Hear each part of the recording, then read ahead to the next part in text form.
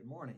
Welcome to another edition of MIW. Got the D-Man here, and I'm glad you could join me today. Today's topic is chase excellence, not women. Yeah, I know. When I grew up here, and I don't think it's too much different now, it's like society or the media, and everybody uses, not everybody, but a lot of people use sex to sell everything. Sometimes it's not quite easy to realize that's what they're doing, but I'll give you an example. They're trying to sell this new car, right? So they show this guy driving down the road and the wind's blowing in his hair. He's in a convertible. He's got this beautiful woman with him. The music's playing. Now, they don't talk about the car. They don't talk anything about it. They set this scene of this successful guy with a beautiful woman, okay, driving this car, and they're giving you a feeling of being successful. Oh, I want to be like that. I want to be there in that car with that woman. And really, they're using the woman to sell the car, as well as the music. And it's like a psychological deal. They play on your emotions because people buy based on emotion. They reason it out and they think they're buying for logic, but reality is people buy on emotion. So, but they use sex to sell everything. They show you a beer? They're trying to sell you beer. So they show these good-looking guys at the bar with the really good-looking girls. They're dressed nice, they're hot, and you think, man, yeah, I want to do that. They want you to buy that beer, and they're sending you the message that if you drink that beer, that you're going to be with those beautiful girls. And these are all kind of subliminal underlying messages they send to your subconscious. Well, that's a whole nother story. But the point is, you grow up almost being programmed to chase women. I don't know how many times I was told, you'll find the right girl. Like you can't be happy or fulfilled until you find the right girl, settle down, get married, and have kids. It's like a programming. Okay, and we grew up thinking, or a lot of us do, I know I did, thinking that women was what was going to make me happy. If I just had a woman, or if I just had enough women. For me, it was like one was never enough. But the point is, you get to the point where you start chasing women, it can become an addiction, and it will always leave you unfulfilled. Never invest in a woman. Never. Don't invest in a woman. It's a bad investment. It's like the Paleo principle. Once you start, I can't remember what that's called, but it's an idea or a principle that once you start investing in something, even when you realize it's a bad investment, you have so much invested in it that you just keep putting emotion and money and whatever you are putting into the relationship, even though it's going to hell. It's falling apart. You just can't seem to pull yourself out of it. And this can happen with a woman. A man can find himself spending more time chasing women than chasing excellence. But here's the key. Here's the secret to this. If you spend your time chasing excellence instead of chasing women, the women will chase you. I look back in my life many times. I had all the women. When I had any woman I wanted was when I was pursuing something other than women. And on the other hand, when we would go out, we called it hunting. When I was in my teens, early 20s, we had dances. We would go to the dances and we'd go hunt. I usually ended up going home alone because I was going there looking for girls, okay? But if you go there just to have a good time, it's almost like the girls come to you. And the same as when you're chasing excellence. When you're being the man you're supposed to be, when you're chasing your dream, that desire you have within yourself, we all have one. Now, whether you're pursuing it or not, I don't know. Only you know that. And if you are pursuing it with vigor, you will have a fulfillment inside of you that will far surpass any girl, any relationship you will have. I'll guarantee you. That is what, as men, we are here to do. And when you do that, you will have the woman you want, or you will have all the women you want. I know from experience, as I said, when I was younger, it was my motorcycles. That was my life. I had women chasing me down. Okay, and then I got into boxing. Same thing. I had women chasing me down. When I was boxing and I was doing triathlons off and on different times, I had women leaving notes on my cars. I was married. I had a steady girlfriend. I had another halfway steady girlfriend. I had other girls that I was sleeping with. Now, I don't recommend doing that in the way I did that because I was very dishonest.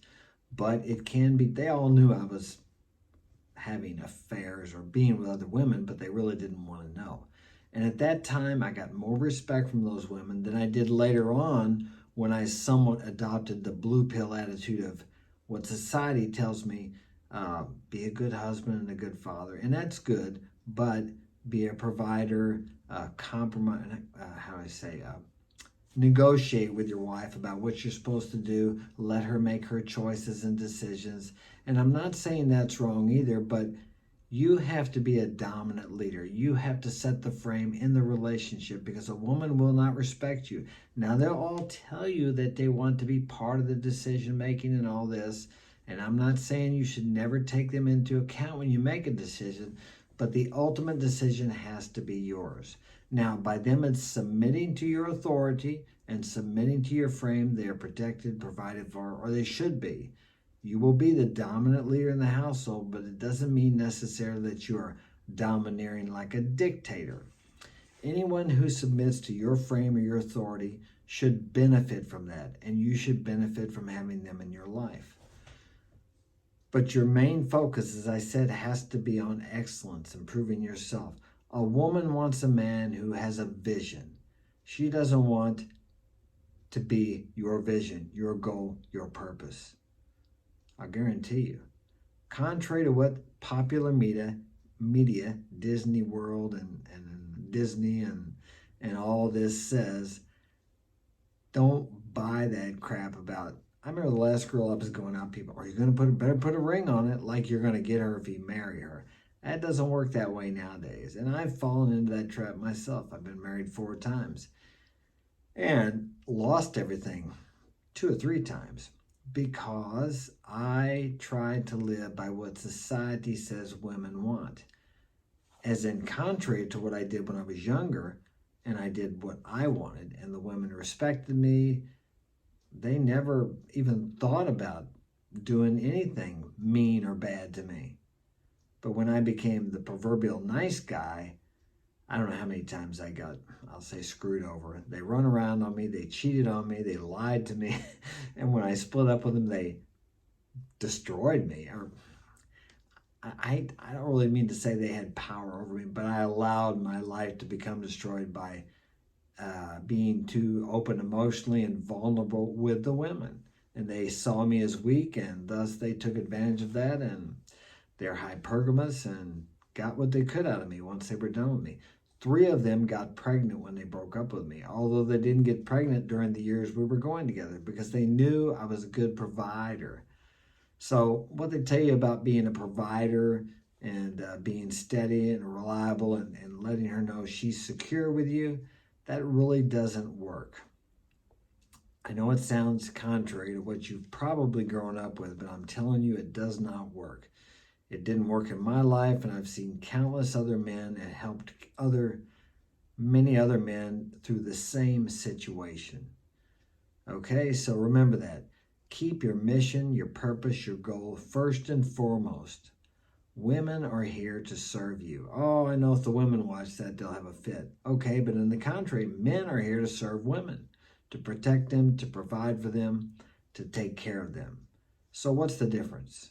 I don't see any difference. I have no problem saying that I'm here.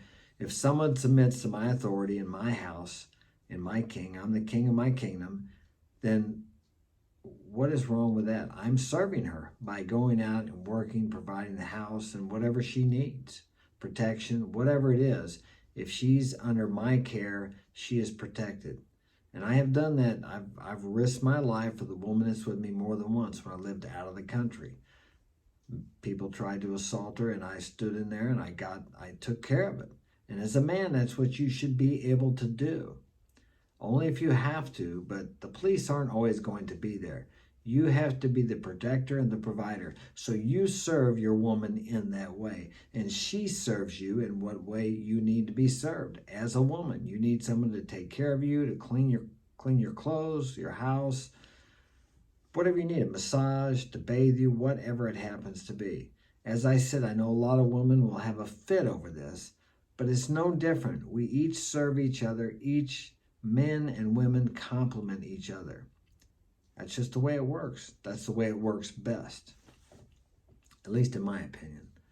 So that's it for today. Thanks for joining me. Smash that like button.